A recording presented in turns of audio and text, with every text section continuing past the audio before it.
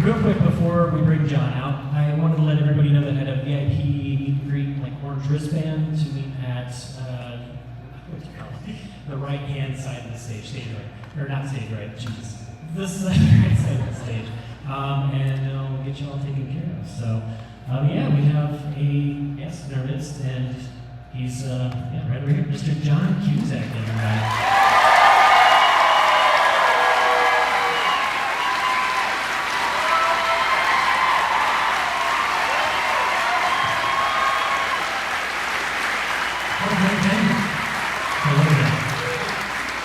How are you guys doing? Is it really held up or is it suck? I've seen it like 50 times and it's still holds up. So, yeah. I was like, I can see this movie that much. I'm like, no, hold on. What a great theater. It's nice, isn't it? Yeah. Pretty new as well, like a couple years old. So, yeah. Pretty nice. Well, thank you for being here. Thanks for having me. Yeah, what a pleasure. I wanted to say, first and foremost, thanks for everything that you've done in the world of acting, because I'm a huge fan. I've been watching my whole life. Thanks for that Ice Harvest. That's one of my favorite films that you've done. One of my favorites. It's that's it. Some counter Christmas programming. Yeah. That's not very I like the people who come up to me and say, that's my favorite Christmas movie. It's good for me, honestly. Yeah, that's what I'm saying. Yeah, it's excellent. Well, let's get into High Fidelity a little bit. Side note, but it wasn't made in '95 when it was originally optioned, because I read that like Jim Carrey was going to be Rob. Is that right? God, I never heard that one. Yeah, I picked up a book. I can't remember. It's like a top 5. And it's like the entire history of Andrew Bust or something like that, done by somebody like that. But it kind of outlines like the Scott Rosenberg stuff and everything, and just kind of how that I'll was. tell you the truth if you want. Please do, yeah. Okay. There's a guy named Mike Newell who directed a movie I did called Pushing Tin. And he got the rights to it first with Disney, and then he had Scott Rosenberg write, I think, a pretty shitty script. It didn't look that awesome. No, and it wasn't very good. And nothing happened with it. And then Joe Roth, who was running Disney, I had made Grosse Point Blank with him.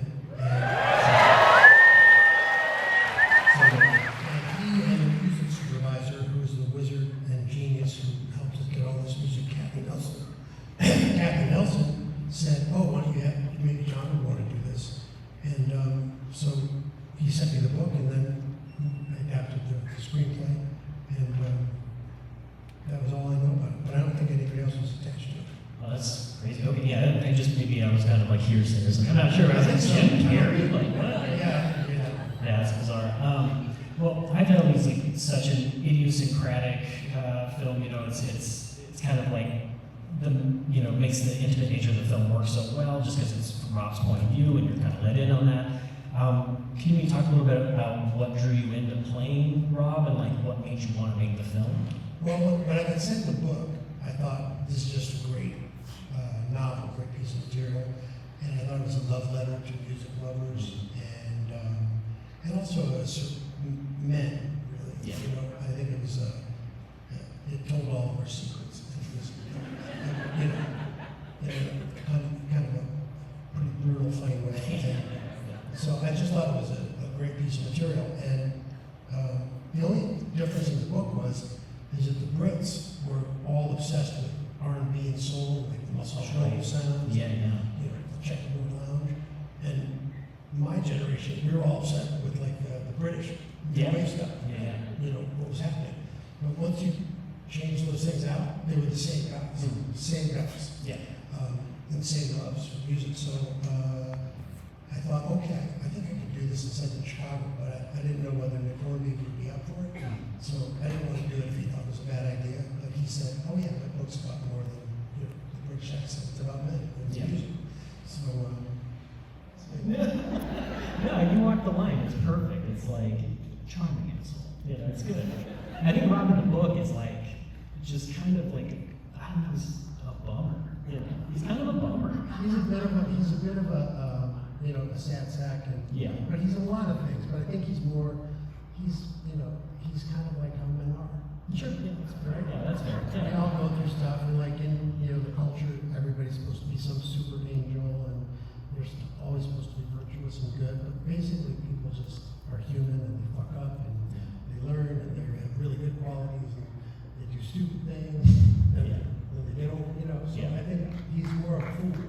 Yeah, no, that's It's cool. Yeah. classic cool. Yeah. But I think that makes it interesting, and I think it makes the book interesting, because, I think it's good to admit that you're human, Yeah, certainly. Yeah. and to make fun of it and laugh at it. Yeah. Yeah. So, I thought that part was good, so I remember some people were saying, oh, Rob's really not, he's this or he's that, and I go, okay. And they go, well, you know what he really is? He's like a passive-aggressive womanizer. I'm like, yeah, okay. All of us, right? Yeah. Because we can all be everything, right? Yeah. A bit of a challenge because you guys were so in sync on some things. No, I think it was easier because the book was so the dialogue and the scenes were so great that I really just wanted to get what was great about the book on paper, and so we didn't really have to do that much invention. It was just sort of taking it out of England and putting it into Chicago. But we knew those guys because I knew that record store. Yeah. I knew Barry, I knew Dick, and when we were writing too, I sort of had a secret weapon because I had known Jack Black in L.A. And he was working with Tim Robbins' Actors Gang and doing like a lot of midnight shows. So I had seen Tenacious D. Oh, sure. Yeah. And I knew Jack was really, really a great actor and funny. But I also knew that nobody knew he was a great musician.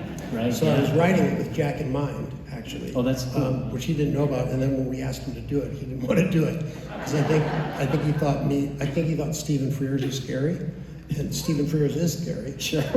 Sure. But I told him it'll be okay. Right. And then finally, some mutual friends convinced him that I was nice.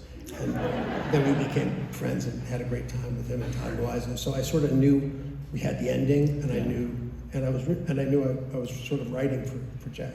Yeah. No, he plays it perfectly. Yeah. 100%. It was sort of his role before, as soon as Sure. I read the book, I was like, oh, that's Jack. Yeah. Yeah. Again, another one like you can't imagine anyone else playing that except Jack because he's Or so Todd big. Wiseau too. Agreed. Yeah. Yeah. For me anyway. But Yeah, I love him as Dick. And my wife, I think, would probably attest, like, I'm that guy. I'm Dick, I'm like quietly snobby, I think the three of them make one person. Make one whole That's person. amazing. That's amazing. I can attest to the accuracy, I think, of the record store. I play in bands and I've been going to record stores for most of my life and just like, I've been those guys and I've been a dick about like, oh, you're buying that record. Oh, that's nice choice, you're throwing your money away or whatever, But I also remember it was a counterculture place or just a culture place. Yeah. But like back then, before the internet, at least when I was growing up, that's where you went to go find out what was cool. And then you'd go read the liner notes. You'd be like, all right, wait, the Clash are doing a double album about the Sandinistas and the Contra. Like, what the hell, And then you'd have to go, and you were like, what's David Bowie up to? What are all these cool Brits doing? And you'd have to sort of dig it out and search and talk to people who were interested in that stuff.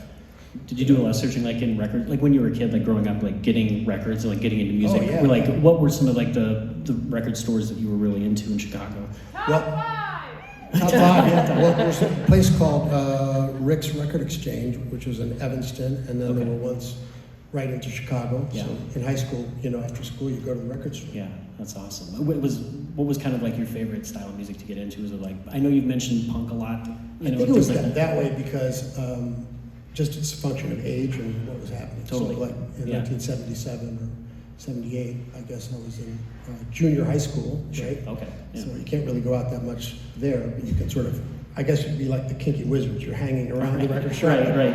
They don't let you in, and then in high school you can get in, but then of course the snobs tell you don't know anything. Exactly. So I think it was just like all the British stuff. Yeah, that's cool. That's awesome. With like the Ramones too, and then there were like local weird bands that were cool, like the Effigies and the UK Subs. Mm-hmm. You're nodding your head. I know really who those bands are. Yeah, I do know who those bands are. You are. Yeah, I know the Subs and everybody. Yeah, of course. Yeah. I'm a big punk fan, so yeah, that's awesome. I have to say, so this is kind of like maybe a generic question, but I'm going to point it kind of in the way towards the film. So something that's clear kind of right away in terms of your relationship with Laura. It just feels very authentic, lived in, and obviously kind of a crucial piece of having an audience believe that you're, invested in this relationship that you're fighting to save. is it, I mean, again, a fairly general question, but it's something I've always been curious about. Like, what is it like finding that right person? Because it's a very personal dynamic that you have to kind of workshop in a sense, or like build to make it have that lived in quality. Like, what is that like? I mean, I feel like it would be just so awkward to like find, I don't know, kind of that bond and that connection to really like show through on screen, because you kind of have to feel it to a degree, I would imagine. Yeah. And you've worked with a lot of beautiful women. I gotta be honest. Like, I'm you know, That's true. couldn't have been that hard, but Yeah. you know. No, it's nice to work with Yeah. great people, Yeah. great actresses. Eben was an odd choice because no one sort of expected it, but I had seen her do this movie called Mafuni, and she was so great in it. And it was one of the Dogma movies at the time. And we were looking for American actresses, but she just had this quality to me of she sort of has an inherent sort of royalty as a person. I get that, yeah. But she doesn't push it on anyone, and she's obviously very smart, but keeps it hidden back there. So I just really thought she was a great Laura. Yeah. And she was the kind of person that you really want to keep, you don't want to let down, and you know is as smart as you. And Yeah. so I just thought she sort of worked for that. Yeah. And then it was just a question of making her feel comfortable, and then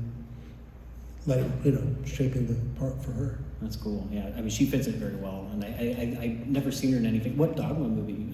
Just It was called Mafuni. Mafuni. That's about, right. Okay. the great. Toshiro Mifune? Oh, okay, okay. I didn't know that. Okay, awesome. It was about somebody who was obsessed with Toshiro Mifune. Oh, awesome. Okay. But it was a relationship film, and she was wonderful in it. Oh, nice. Oh, that sounds awesome. I'll have to look that up. So, and speaking of Laura, I've read again in that book, and I don't know if it's true, but did you come up with the top 5 things Rob loves about Laura? Did you come up? Yeah, with I came up with that. I think that was that wasn't in the book, and then I think we came up with the top 5 things that he wants to do as a career, which we then had Laura read in the kitchen, which I think those were 2 things that weren't in the book. Well, it's a nice top 5. I think it shows how much Rob actually does pay attention to Laura as a person and what he really does appreciate about her and what she brings to the relationship and everything and her dynamic. But I'm kind of curious, did you write that when Eben was cast or before that? Was that kind of like an afterthought? Like That was sort of as we were filming it. Okay. Yeah, it was just, I sort of thought we needed him to, we needed to know the audience that he was thinking deeply about her. Yeah, no, I thought. It's a beautiful touch. I love the 2 feet, rubbing, the feet rubbing equal number of times and things like that. Like, those are just so specific to relationship type things that, Yeah, and then I remembered unfortunately, like, to me, the movie is a colossal failure because I didn't get one music cue that I was obsessed with. Because when he sort of says he wants to be with her, what you should be hearing is "I'm So Tired" by John Lennon, and I don't know what you are hearing, but it's to my ruin and damnation every time I see the film. But we couldn't. That was the one thing that the genius Kathy Nelson couldn't get cleared. But dang. if you can, just turn the sound off and put that on. Then it's perfect. Oh, yeah, that would have been a good choice. Yeah, it would have been wonderful. So Stephen Frears, let's talk about Stephen Frears for a second. Recently, I've been going through his films, just like a good handful of them.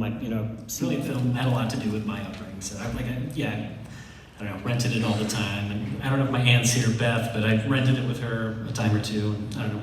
Anyway. It's kind of, I'm a little surprised it has the appeal going, but I think it's probably because of the things, of the how relatable it is. Like, even in the fucked up stuff, it's funny. I mean, things change, but people are people, Yeah, and I think that's the through line there. And it seems like it's sort of, people want to see a female version of Rob, and they want to, Right, yeah. It seems like that character people really like. Yeah. No, he's good at the core. He's good at the core. He comes around.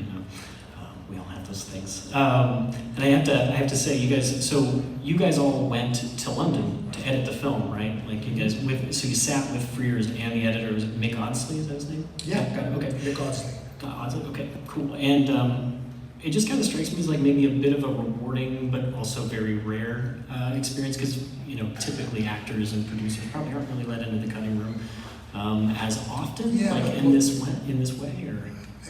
I think at that time, You made those are sort of my movies, so they got made because I was a deal with the studio guy, and then we hired Steven. From that point of view, so I felt more, as a producer, I was responsible for it. Sure, that makes So sense. I was always in the editing room on stuff that I wrote. That's cool. Yeah, because he seems like a like I just kind of read that he's a very collaborative kind of filmmaker and like wants input from people to a degree. Maybe I don't know if that's. I think he does, but it depends on I think probably the movie he's doing and what the tone is, maybe. Yeah. And certainly when I made The Grifters, it wasn't. I was Sure. there. Yeah, man. What was that like, by the way? The Grifters is amazing.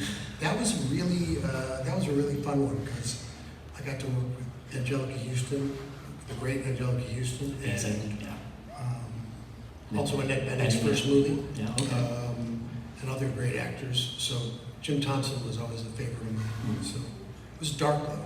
Yeah. It wasn't like a super fun headspace to be. No, it's pretty fatalistic.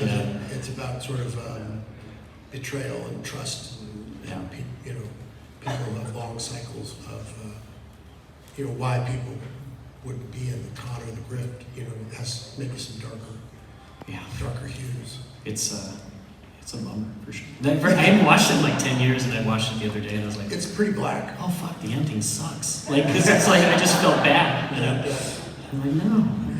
That's Jim Thompson. Yeah, it's excellent. Excellent film. But yeah, so and then sub question.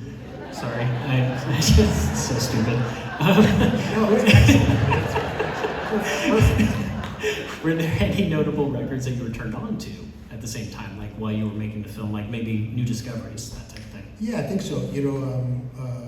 I didn't know about they all came around the same way. Like you're talking to different people and musicians and actors about music, and they play you stuff. Yeah. It was interesting because there were so many great songs to choose from, but you never really know whether something works until you put it up to camera. Sure. And it's a kind of a magical process. Yeah. Yeah.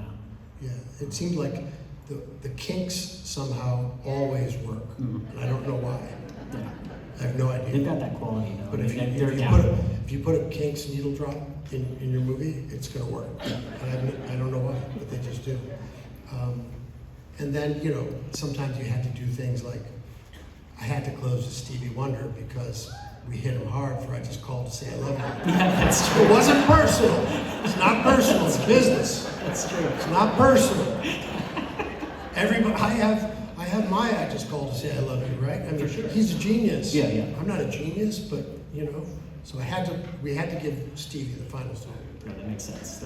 It's a perfect. So there had to be musical justice. Yeah, that's good. I think the only band we used twice is the Velvet Underground, besides Stevie. Okay. Yeah. I'm thinking. Okay. Yeah. And as far as like the records in the background, like I've always been fascinated by this because I'm always looking just to see. I noticed that the Slits record comes up a couple of times, 3 times. Wow. It's such a great record.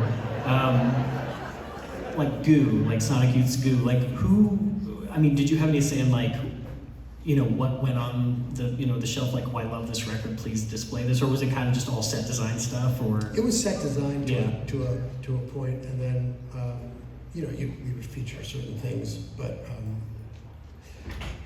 there was so much good stuff to choose from. It was, you couldn't really go wrong. No,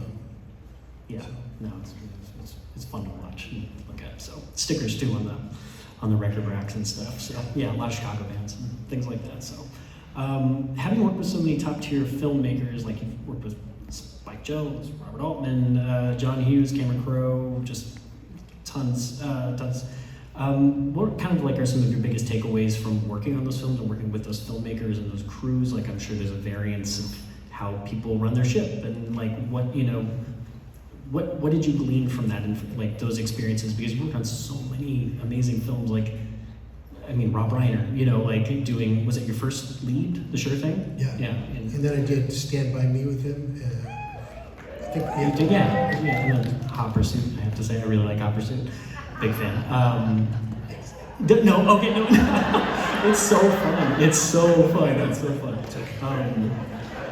My wife's up there, and we were having a blast with it. So, and whatever. But I was just curious, like, what have you? What kind of takeaways that you bring into life, or just like professional? You know, whatever. What I would sort of say is like it does. Everybody has different ways of working, you know, and as long as it's a coherent aesthetic and someone has a point of view, you can sort of do that. Like I worked with David Cronenberg on a very dark movie called Maps to the Stars. Oh yeah, that's right. Yeah. And David is the kind of guy where he had, you know, his movies are like these, just, it's hard to describe them, but he almost wants them to seem like almost a little stilted and hallucinogenic. They're kind of clinical too, a little bit. Yeah, to a maybe a little degree, too yeah. much sometimes, but that's Sure, his thing, right? sure, That's yeah. his deal. Yeah. So he really wants you to just say every line as written in the script. Mhm. And then there's other people, like when I worked with Woody Allen, there were some of the best scripts I'd read, but he was like, don't say the lines, just make it your own, mess it up. You know, I don't want it to sound written. You Yeah. know, and then there's some people where you like to improvise. Some people don't like to improvise. So Yeah. I sort of like to play around with all styles.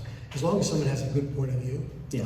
you can work with it. Yeah, that makes sense. That makes sense. Yeah. Shadows and Fog, right? Is that the only Woody Allen movie? Let's see, I love Shadows that of movie. Fog, Bullets Over Broadway. Oh, okay, yeah. That was it. Okay, yeah, Shadows is great. Yeah, it's a beautiful looking film. Sven Nykvist, did he do the? Was he DP? Carlo DePomo. Oh, okay, different. Okay, because he used them later, right? I think, or something like that. Like Another Woman, things like that. Maybe. Yeah. Beautiful. Can I ask you some like really basic rapid fire questions? Sure. Is that okay? Just silly questions to break it up for a second. Yeah, sure. Okay, cool. Favorite restaurant in Chicago? Favorite restaurant in Chicago? I'd say there's a place called the Loyalist that's really good. Loyalist. Okay, cool. I think. Okay, I'll check that out. Favorite pizza place? That's more of a touristy thing in Chicago. But I would suppose, like, I don't know if Eduardo's is still there, but that's pretty good. Okay, cool. I've only done Lou Malnati's in Giordano, so I don't really know. Linoleum is good. It's- But it's like, it's kind of a chain. But Yeah, kind of pick that up. Yeah. Favorite album, right now. Like, what's your favorite album that you like to spin? Is there one that you kind of have in constant rotation? no. Not really? Let me think. What was I listening to? I was listening to this is true actually, so I'm just going to tell you. It was the David Bowie Iggy Pop record. Oh yeah. What was it called? The Idiot, not the Idiot, like the Iggy Pop produced record, or was there? a Well, joint when record? David Bowie was producing Iggy Pop. So it has Lust for Life on it, but it also has Well, it'd be Lust for Here, Life. Here Comes Success. Lust for Life. Yeah. Lust for Life. That's a great album. Yeah. It It's is. excellent. Yeah. It's super good. I'm a big fan of the I was Idiot. getting into Iggy Pop. I watched a documentary about him and that Chicago sound, and Yeah. I was just thinking about Iggy Pop, so I was listening to that. I get on those tangents too. I'll watch a doc on a band and I'm like, oh, that's all I'm listening to for like a month, you know? Yeah. Coffee or tea? I'd say coffee. Same, yeah. Favorite film currently? Do you still actively watch like movies like regularly? Or do you have a favorite film it doesn't have to be contemporary, just Yeah, in I'd general? say anything older films. Yeah. I don't really like new films very much. I'm kind of with you there. Yeah. I think they sort of suck. Not really, but a little bit. I feel like you're missing a step. There's something missing about it that doesn't feel. I don't know what it is. There's something going on where I think obviously there's still good films, but you know, there's also like I don't know. Like I look at even like a Christopher Nolan movie, and I think you know, it's kind of like a flag waving, nationalistic kind of thing. Sure.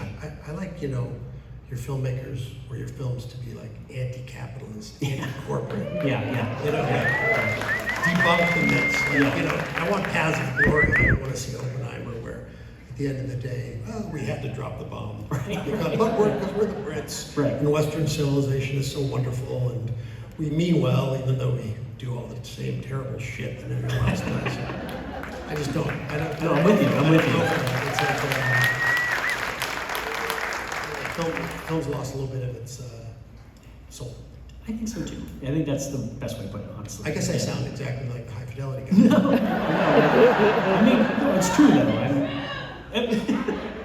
Yeah, it's weird. Streaming came along and kind of messed things up. But I do love a lot of foreign films. You know? Yeah, yeah. Like I They think, still manage to do it. I think the Korean films are really funny. And, Yeah. I'm a big admirer of the Yakuza movies. Yeah. I think they're really funny and Yeah. interesting. They're really good. Yeah. Good drama in those Yeah. movies. Yeah, excellent. Favorite book, just of all time? Oh man, what am I reading? I'm reading right now. I'll just tell you what I'm reading right now. Gangster Capitalism, which is about Smedley Butler, the guy who said war is a racket. Really interesting book. Because Fascinating. he's obviously the guy who made the greatest anti-war Inc. statement, you Yeah. know. But it tells his life story, and he was a kind of a Quaker, and you know, he called his mom, you know, I write to thee and I'm going here. Sure, You know, really okay. and thought he was out there protecting democracy. Wow. And he was just basically, you know, an imperialist pimp for big oil and Oh man. United Fruit Plantation Company and like all those things. So it just showed, and he keeps like going out there and doing it and then getting really like crazily depressed or having a nervous breakdown, but then getting back into it. And I guess Sounds fascinating. And then after World War I, he had just had enough. But it's a really wild story. It reads like a surreal, tragic comedy. Interesting. Oh man. Good book. Yeah, it sounds very interesting. Yeah, that's wild. Have you seen? Sorry, tangent. There's like, oh my God, what's his name? Errol Morris. He did a documentary with Steve Bannon. Have you seen that thing? No. It's weird. It's wild. I can't remember the name of it, but I'd recommend it because you're just like, it's fascinating. Just the inner workings of. I liked his Fog of War. That was very But yeah, it was a good film. Yeah, yeah. It's just kind of a really good insight of how the hell we got to where we are. Sorry if I offend anybody politically, but I also don't care. So that's the punk in me, I guess. Before we open it up to audience Q&A, if you're cool with that, we'll open that up. Sure. I just had one last kind of big question to wrap it up. Having been a part of so many, you know, beloved cult classics, Better Off Dead, One Crazy Summer, Grosse Pointe, Sure Thing, what do you think makes High Fidelity kind of culturally stand out, seemingly? It just seems for whatever reason, that's the one that kind of everybody comes back to or points to and is like, that's the Cusack movie. What do you think about that? I mean, do you think it's that human quality that you were kind of referring to? It's just like, that's so intrinsically human, or is it something else? I think it's like right on the border of different eras, maybe. And I think like when I was growing up, do you guys remember payphones? Yeah. I thought payphones were awesome. The whole box, and you put the quarter in and call someone up, and if you went out at night, like you were out and no one knew where the fuck you were. I missed that. I thought that was really, like, those were really, and there's a lot of people who don't know what that's like. Yeah. And so I think it was like that kind of time, you know, vinyl. It was, as we shifted from analog to digital, I think, it just sort of captures a time or an era, maybe. Yeah. I'm not sure, but. No, I'm just wondering. It just always seems to kind of rise to the top for whatever reason for me still. It's just. I also think that people experience music sort of autobiographically and have like super intense relationships to the movies and records that they love, and the records they love mean something to them when they're 18, and then they take on a new meaning when you're 30, and then you're 40 or 50, and they take another meaning, and they're all valid, and you have this kind of deep relationship to music, I think. Yeah, no, I agree. So I think people might know that it actually does, it is a love letter to music, I think, in its heart. And I think we didn't fuck it up. Yeah. Like the book is. No, for real, it's nailed really- it. I Yeah. think people who love music, you know, that's why I think why the musicians were very generous with us, is because they could tell we really, you know. You cared, yeah. Yeah, we cared. We You were into it. We loved their music, yeah. Well, that's awesome. Couldn't exist without it. Yeah, no, agreed. Thank you. Yeah, should we open it up for audience? Sure, yeah, folks. Did you make your best one for? I probably made a pretty good mixtape for a girl named Laura Coles in high school who didn't like me. She was from Texas and wore billie jeans and kind of blew my mind when I was a kid, and I made her a mixtape. Who knows if she even listened to it. And I worked hard on it. Hi, top 5 co-stars that you are not related to. Top co-stars that I'm not related to? Wow, that would be all of them except for a few. God, I've been too lucky to work with so many good people. I love Jack. I love Minnie Driver. I loved Alan Arkin. I loved working with Billy Bob Thornton. I loved working with. Is that a 5? Okay, yeah, but I could have easily chosen 20 more. I usually love the people I work with. I'm really lucky. What was your best moment and worst moment in Hollywood? Let me see if I can make it the same moment. I think I can. I don't know. My best moment probably was, I don't know. I don't really think about Hollywood that much. Of course, it's based on Nick's book, but what are the biggest ways that your fingerprints are in the movie and in the script? Probably the aspect of Chicago. You know, picking the places in Chicago where we sort of transposed it from England. I guess that would be my biggest imprint. Hello. Hello. I think I can speak for the audience. This has been very entertaining to see you and hear you speak on an intellectual level and speak to the timeliness of, I think, what we all can relate to in the movie as far as like payphones and vinyls and all that. But anyway, so 2 questions for you. The first is very important. Do you have any of the ashtrays from the movie? Ashtrays? Yes, those are they're very vintage right now and selling on eBay for a lot, especially the green one probably, but I love them all. You know, Are you into antiques by any chance? Yes. Okay. I mean, I'd like just to asking. know, Just not asking. antiques, vintage maybe? Vintage stuff. Might be more, and most importantly, secondly, I just bought a regular seat over here, but I was wondering, could I get a VIP just so I could meet you? sure. Thank you. But back to the ashtrays, of course. The ashtrays. You know, what I have from the movie is, I think I wore a Broken Records t-shirt. Did I? Okay. I have that one. I have some t-shirts from the movie that are falling apart and kind of prized possessions. But I really feel like I should have done a better job looting my own films as a producer. But I don't seem to have it in me. Like I forget about things. But that would have been good to steal stuff from this. The headphones would have been good. What? The headphones would have been a good grab, I think. That's true. Yeah, they look so comfy. Yeah. Yeah. Yeah, I suck as a thief. Amazing cover of the Peter Frampton song. Yeah, she does. Just wondering why it didn't make it onto the soundtrack. Good question. That's a mistake. You're right. That's a mistake. That should have been on the soundtrack. Because it's much better than Peter Frampton's. You're right. Maybe that's why Zoe Kravitz never called me when she was doing the TV show. Maybe they're pissed. You could be right. That might have been a huge error. I think it was. That's my worst moment in Hollywood.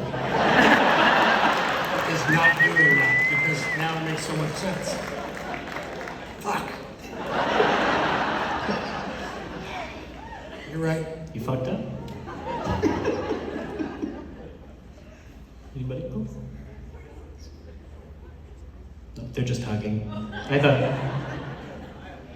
Got a couple people over here. So the Shoebuzz poster, where have you been there? What was the idea behind that? Like, who put that in their props department? Was that something that would like related to you as coming from Chicago? Kind of. I think it's just a Chicago. Yeah, Okay. just a Chicago deal. That poster is actually hanging in Shoebuzz currently. Is it? I can attest to that. Yeah, it's up there. Awesome. Because I lost my mind when I saw it. It's like, oh, it's the, yeah. Holy shit, hi John. Hi. Do you know that you're a toy? So I collect Funko Pops, and I'm wondering if you collect anything, and if so, do you know that there is a Lloyd Dobler? And Wow, will yeah, you sign this for me? I feel like I'm, Captain Crunch or Quisp. Quisp? Like I attained some status that I wasn't aware existed. You're definitely status in my room because I have like a music room. And That's he's sort of like, holding- it's like a Gumby version of me. Well, he's holding the boombox. Oh, okay. So he's like all things in control of my music room, and I'm hoping he'll sign this. Sure. Why not? Yeah.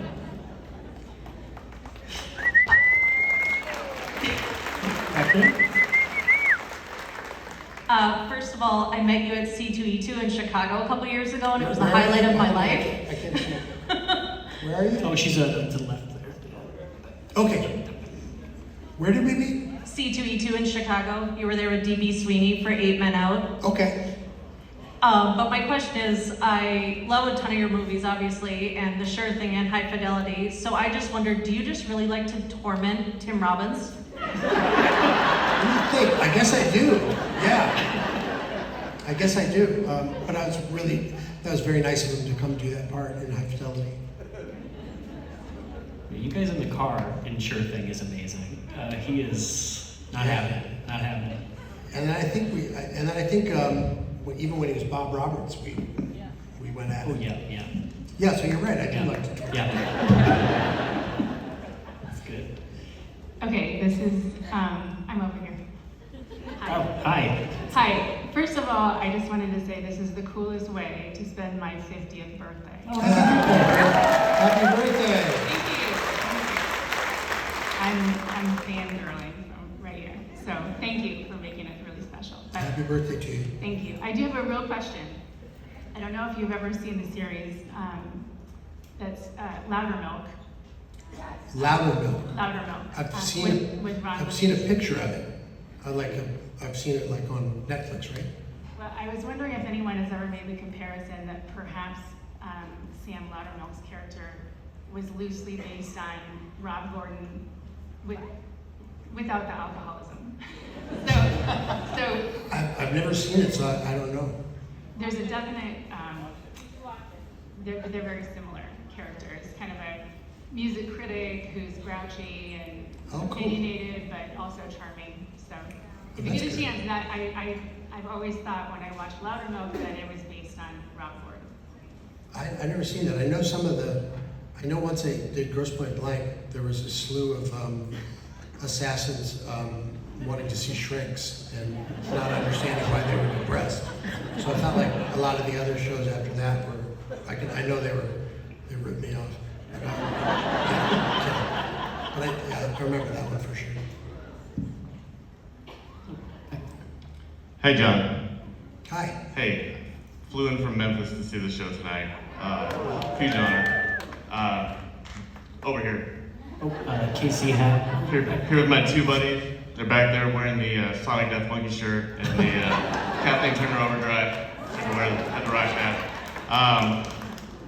One of my personal favorite moments in the movie is when your sister walks in, storming through the door and does her line. What's it like to be able to work with your sister in those movies? Well, it's sort of win-win-win because as a producer, I know I can get her cheap, and so and she always blows me off when I ask her to do it. I'll say, "Will you do it?" And I have the script, and she ignores me, and then I just put it on the kitchen floor, and she pretends like she doesn't see it, and then eventually I tell the studio that she'll show up and do it. And then I know that no matter what I wrote, she's going to think of something better to do. And it'll be pretty much like Wile E. Coyote, which is like she's going to come in, run over me, and then it's going to be everybody's favorite scene in the movie. And I look like a genius because she's more talented than me. So that's kind of how it goes. So it's like win-win-win. That was a great example of it. She came in and said, "You fucking asshole." And it's like people's favorite part of the movie. My favorite part about that is that she goes, "Hi, Barry." And she's just like, she's super pissed and then, "Hi, Barry." Yeah. It's so funny to me. Yeah, it's so good. Yeah. So, hi. I'm over here in the bright orange. Hello. Hello. So I wanted to say thank you actually to the Q&A guy, Oh, whose name I cannot recall. Keith, it's okay. Hello, Keith. Hi. Excellent questions. Oh, thanks. So, and it's been such a pleasure to hear you answer them, John. Oh. So, on behalf of my dear friend Monica, you are her absolute favorite. When we saw you were coming, I said, "Do you want to go?" She said, "Yes." He's my favorite, and we have quoted her in saying that numerous times. Would you be willing to sign the High Fidelity book Sure. for my friend Monica? Yeah. I appreciate that. Thank you. Hello, hi, over here. So I just recently watched with my husband Better Off Dead. Did you pull any of your psychosomatic stalker behavior from that movie?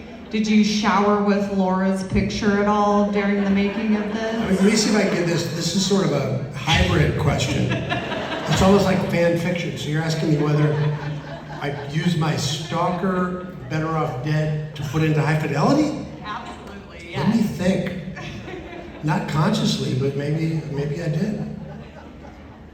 I don't know. Sounds like we have time for 2 more questions. First off, where's my $2? Second off, sorry. Second off, you're a writer, producer, actor. You do all these different things. I guess, what headspace do you get in of whether or not you're accommodating to yourself, accommodating to your friends, accommodating to a family, an audience? Who do you accommodate for when you're creating a project, acting in it, doing whatever? Do you want to be yourself? Do you want to be something else? I don't know. I just want to know John Cusack at the end of the day. I would say the answer to all those questions is yes. To me, it's just, you just want to do what you think would be the best version of the movie. And so then to make the best version of the movie, you have to make sure that all the actors feel like they can do almost anything, and no one will tell them they're doing anything wrong. So then you have to sort of create a good atmosphere where people feel like they're kind of respected and liked, and everyone knows that they're really good. So it's kind of like throwing a party in a way. So I think of it like that, and then it's always about trying to do what you think is the best version of the movie, you know, and then that's just your instincts. And at the end of the day, I will trust mine over someone who is not putting it on the line. So, and that's what I do. One more question? Yeah. Hi, John. Hello. I am a high school English teacher, and every semester I teach the story 1408 by Stephen King and follow it up with your film. Wow, that's kind of dark. Made a lot of fans of you and Stephen King, so. But I actually, as an English teacher, I can see why you'd want to teach Stephen King, because he's pretty great. Oh yeah, for sure. My question for you is, what was it like to adapt his work? Stephen King is kind of like, you remember Doctor Who, the TARDIS? You know, like it's really small, but then you go in and it's huge. That's what that story was like. It was only 21 pages, but it seemed like it had 200 pages worth of material.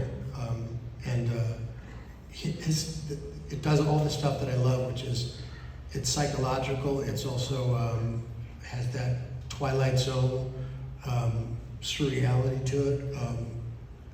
It's deeply like bone-chillingly scary, but it's also fun. So I just loved.